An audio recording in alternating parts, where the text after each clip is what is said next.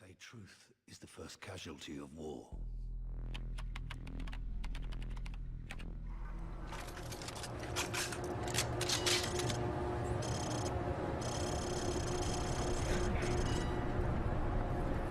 С нами Бог. Remember, no Russian.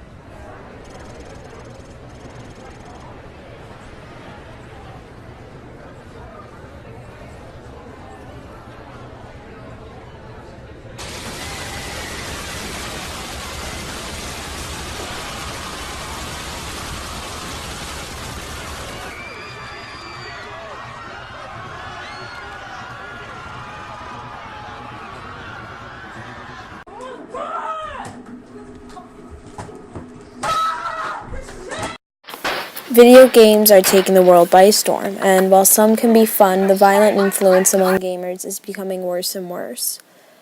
U.S. statistics show that 65% of households in the U.S. play video games at an average of 18 hours a week per frequent gamer.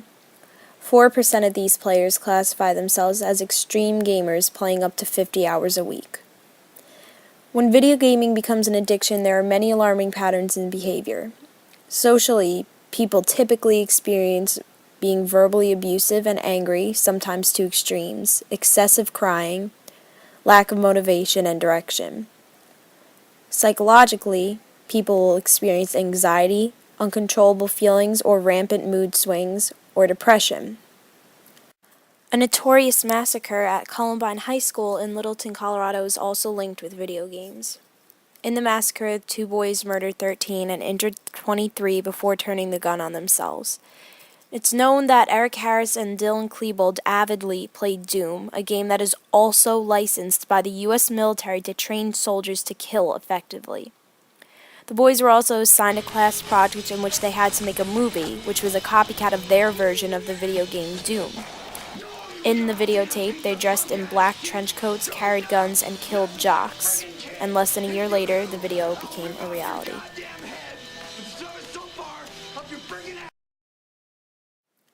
In 2007, Daniel Petrick shot his parents, killing his mother after they took away his copy of Halo 3. The game was Halo 3, a violent video game that Daniel Petrick played up to 18 hours a day.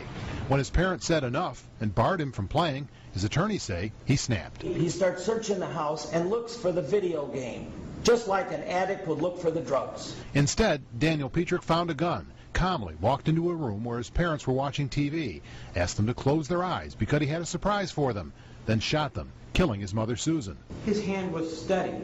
This is not a shaking addict having trouble with his thought process.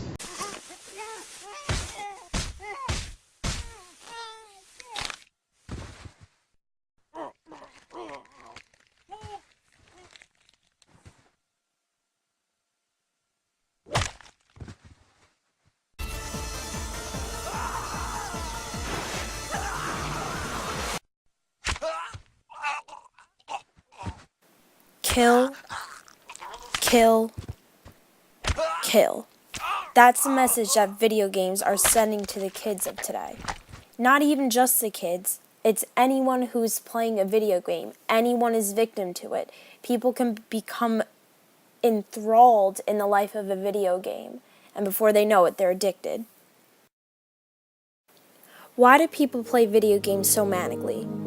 It may give people a sense of belonging that they're void of in another place. In a video game, you're hidden behind the character that is like an idol. Strong, brave, skilled, everything that someone who's insecure might wish to be.